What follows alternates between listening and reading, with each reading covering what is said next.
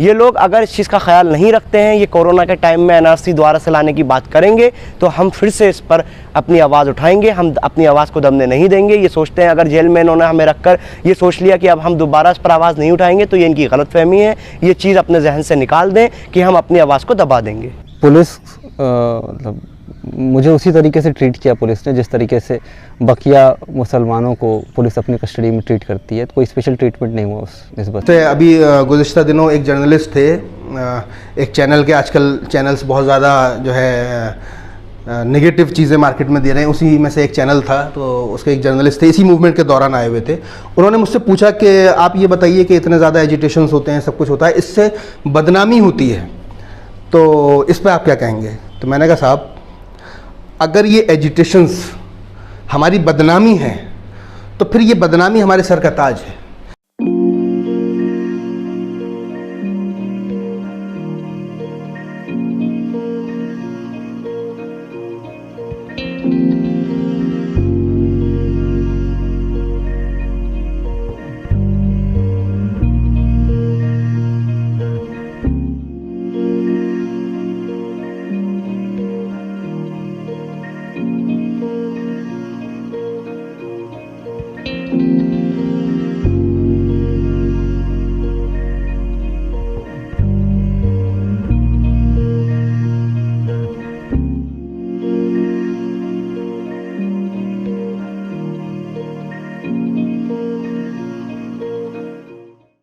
रमज़ान के बाद ईद का तीसरा दिन हो चुका था, चौथा दिन था मीठी ईद का, तब मुझे उठाया गया था।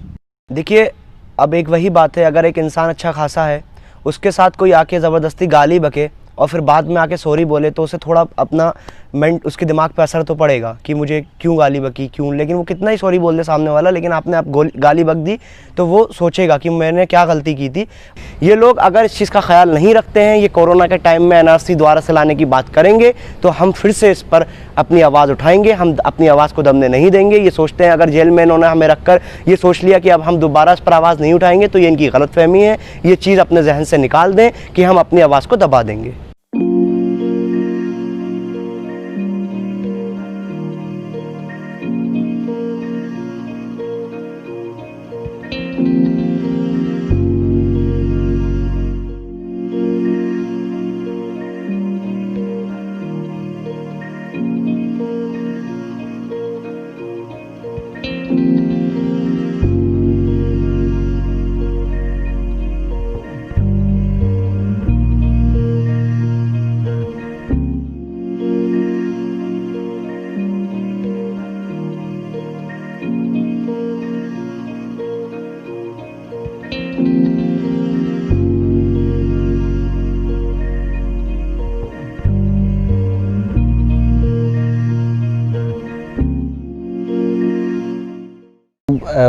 किडनैपिंग के लिए मतलब जो तरीका था वो बिल्कुल किडनैपिंग का था।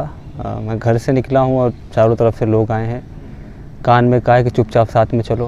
बंदूकें थी उनकी और रोड के दूसरी तरफ कार थी, दरवाज़ा खुला हुआ तो उसमें बैठाया गया है और मुंह पे कपड़ा बांध दिया गया है।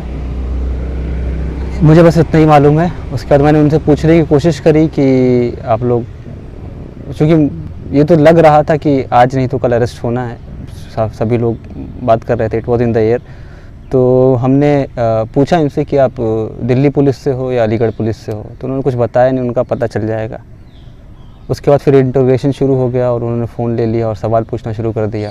जब निकल कर आया हूँ तो उसके बाद पता चला कि एक और टीम थी जिसने जो है घर पर जाकर घर वालों से पूछताछ करी, हमारे कमरे की तलाशी ली, हमारे सारे सामान को खंगाला, बल्कि किताबें वगैरह सब लेकर चले गए वो अपने साथ। मेरे फ़ोन, लैपटॉप और किताबें अभी भी उन्हीं के पास हैं। ये घर के अंदर गए थे वो लोग और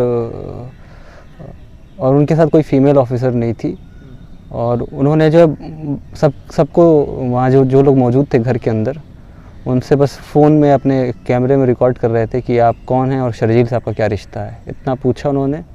और उन लोगों ने जो सवाल पूछे कि आप लोग कहाँ से हो, किस पुलिस से हो, आईडी दिखाओ या फिर वारंट दिखाओ, तो उन्होंने कोई जवाब नहीं दिया, बल्कि डांट के चुप ही करा दिया और यही बोला कि शर्जील को सब पता है।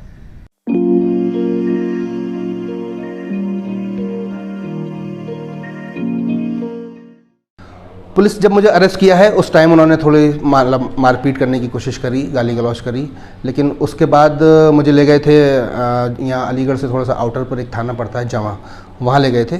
तो वहाँ किसी ने सच कोई प्रॉब्लम क्रिएट नहीं करी। और जब हम लोग जेल गए हैं तो जेल में थोड़ी कमेंटबाजी हुई, लोगों ने करने की कोशिश करी। अब वही है कि भैया आप लोग इस तरह का कियोस्क कर रहे थे और एंटी गवर्नमेंट आप लोग हो, इस टाइप की बातें इनडायरेक्टली, बिल्कुल डायरेक्टली तो खैर नहीं कहा किसी ने, बट इनडायरेक्टली इस तरह के कमेंट्स हल्के हल्के से आए। तो उस पर हम लोगों ने थोड़ा सा रिटेलिएट किया मैंने। और वहाँ जेल के अंदर एक ख़ास चीज़ ये थी कि एक चीज़ होती है जेल मैनुअल, जेल मैनुअल से चलता है। तो फिर जब ये कमेंट इस टाइप के सुनने को मिले तो फिर मैंने डिमांड करी कि मुझे जेल मैनुअल प्रोवाइड करवाया जाए और उसके हिसाब से जो भी फैसिलिटीज़ जेल मैनुअल कहता है कि मिलनी चाहिए एक प्रिजनर को, एक पॉलिटिकल प्रिजनर को, वो मुझे चाहिए। जब मैंने अपनी विल पावर दिखाई और मैंने ये उनके सामने कुछ चीज़ें इस तरह की जेल मैनुअल और इस टाइप की जब बातें रखी तो उनको समझ में आ गया कि ये स्टूडेंट हैं और इनको उसी तरह से ट्रीट करना है, भीड़ बकरियों की तरह ट्रीटमेंट चल नहीं पाएगा। पुलिस मतलब मुझे उसी तरीके से ट्रीट किया पुलिस ने जिस तरीके से बकिया मुसलमानों को पुलिस अपनी कस्टडी में ट्रीट करती है। तो कोई स्पेशल ट्रीटमेंट नहीं हुआ उस निस्बत से। जो इन लोग का जो कैजुअल इस्लामोफोबिया है कि अरे बुरा मत मानो, इतना तो मानते ही, इतना तो होता ही है, वो तो हो ही रहा था। जैसे फ़ोन का एक बार जिक्र आया कि इससे तुम सवाल पूछ रहे हैं कि इससे पहले जो तुम्हारा फ़ोन था वो क्यों बंद हो गया। तो हमने बताया कि सर फ़ोन बेच दिया। तो पूछते हैं कितने में बिका, मैंने कहा सर 12,000 में। बस पुराना फ़ोन 12,000 में बिका, ख़रीदा कितने में था? तो मैंने कहा सर 30,000 का कुछ ख़रीदा था मैंने। तो वो बोलते हैं कि देखो बाहर से इन लोग की फंडिंग आती है और ये लोग जो है बवाल मचाते हैं देश भर में और महंगा फ़ोन लेके चलते हैं। तो इन लोग, इनके जैसे लोग, इनके यहाँ के लोग, इनके इलाकों में तो इस तरह के बार जो है मतलब पूरी कम्युनिटी को एक तरीके से ब्लेम कर रहे थे। और इस तरीके से ये कहना कि यूपी पुलिस पे गुज़िश्ता मतलब अरेस्ट होने से गुज़िश्ता 1-2 महीने पहले जो है एक एस्से था हमारा, फर्स्ट पोस्ट पे छपा था यूपी पुलिस के बारे में, बल्कि पुलिस के बारे में था, पुलिस का क्या रोल रहा है, पुलिस और मुसलमानों के रिश्ते पे था एक एस्से। तो वो बोलते हैं पुलिस को बहुत गाली देते हो, लेकिन ये भी मानना पड़ेगा तुमको कि जो है जितनी कटी फटी लाशें मिलती हैं, जितने क्राइम होते हैं वो सब मुसलमान इलाकों में ही होते हैं। तो वो प्रेजुडिस था, वो बाइसनेस थी, शुरू से थी।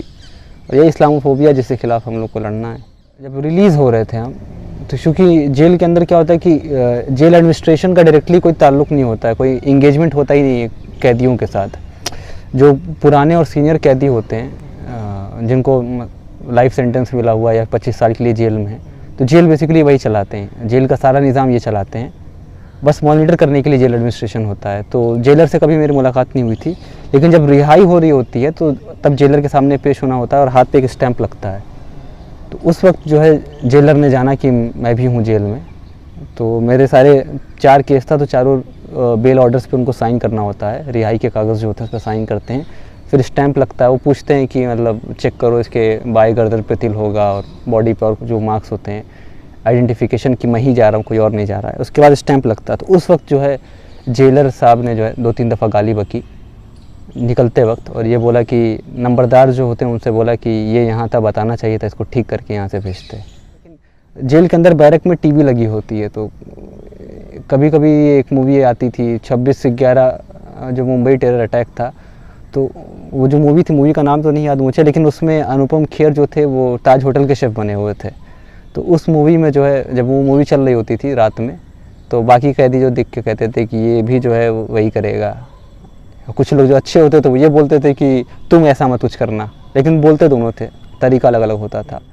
तो इस तरीके की बातें सुनने को मिलती थी। कभी कभी जो है क्योंकि छोटी सी जगह में ज़्यादा लोग रह रहे थे तो सबकी बात सबको सुनाई देती है, तो बोलते थे कि ये शाहीन बाग वाला है, आतंकवादी है, तो इस तरह की बातें होती थी। इसका बहुत मेरे ख्याल से एक बड़ी वजह ये भी है कि जो जिस तरीके से हिंदी अखबारों ने जो है कवर किया है एंटी-सीए प्रोटेस्टर्स को, मेरी अरेस्टिंग को भी बहुत गलत तरीके से पेश किया था। हो सकता है कुछ उसकी वजह हो, कुछ जो है उनका ज़हनी इस तरह का हो गया हो।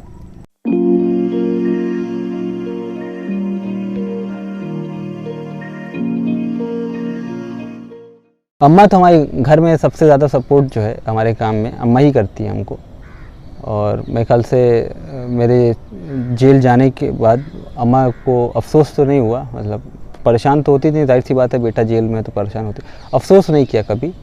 और जेल से निकलने के बाद जो है मतलब अखबारों में कभी 2-4 उनके कोट्स हैं, तो जो बात करी होगी मीडिया वाले फ़ोन किया होगा तो उन्होंने जो बताया होगा, तो पढ़ के हमें भी खुशी होती थी कि मेरी माँ इस तरह की बात कर रही है कि सबको शर्जील जैसी औलाद चाहिए मगर पड़ोसी के घर में फ़ख्र है कि मेरा बेटा है। तो इस तरह की बात करती थी और तो हौसला भी उससे मिलता था। और घर की तरफ से ये हमारे साथ अच्छी चीज़ थी, घर की तरफ से कभी कोई परेशानी नहीं हुई। जब अलीगढ़ में जब मूवमेंट हम लोग शुरू किया था तो मेरे अब्बा खुद सुबह रोज़ मुझको छोड़ने आया करते थे प्रोटेस्ट साइट पे। मुझे गाड़ी चलाना नहीं आता तो अब्बा खुद अपनी गाड़ी से छोड़ा करते थे, फिर देर रात को आकर लिवा जाया करते थे। तो ये सपोर्ट था मेरे पास। जेल के अंदर लाइब्रेरी भी है और एक दिन फैज़ अहमद फैज़ की एक किताब मैंने वहाँ से इशू करवाई, मैं पढ़ रहा था। तो फैज़ 1951 से 55 तक जेल में रहे थे। उस पीरियड में फैज़ ने कुछ लेटर्स अपनी वाइफ को लिखे थे। उन लेटर्स में एक जो सबसे पहला लेटर मैंने पढ़ा वो बहुत इंपॉर्टेंट था।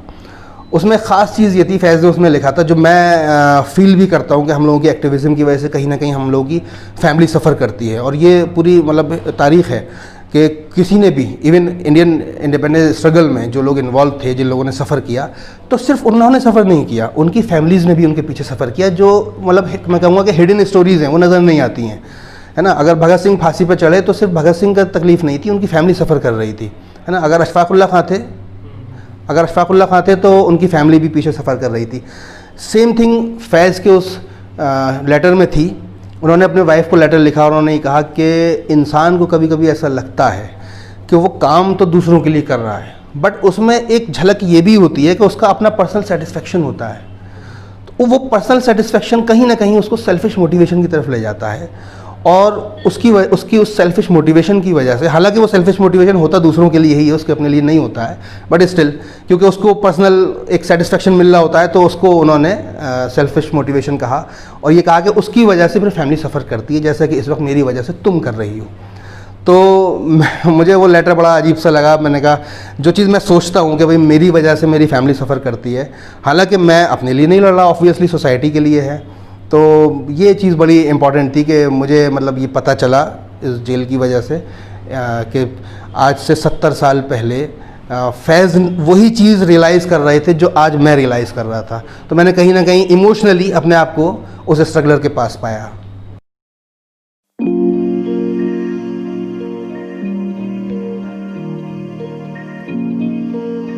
तो अभी गुज़िश्ता दिनों एक जर्नलिस्ट थे, एक चैनल के, आजकल चैनल्स बहुत ज़्यादा जो है नेगेटिव चीज़ें मार्केट में दे रहे हैं, उसी में से एक चैनल था। तो उसके एक जर्नलिस्ट थे, इसी मूवमेंट के दौरान आए हुए थे। उन्होंने मुझसे पूछा कि आप ये बताइए कि इतने ज़्यादा एजिटेशंस होते हैं, सब कुछ होता है, इससे बदनामी होती है, तो इस पर आप क्या कहेंगे। तो मैंने कहा साहब, अगर ये एजिटेशंस हमारी बदनामी है तो फिर ये बदनामी हमारे सर का ताज है। क्यों? क्योंकि हम तो सन 1920 से बदनाम हैं। अगर एजिटेशंस की वजह से बदनामी मिलती है तो हम तो 1920 से बदनाम हैं। तो 1920 में कब?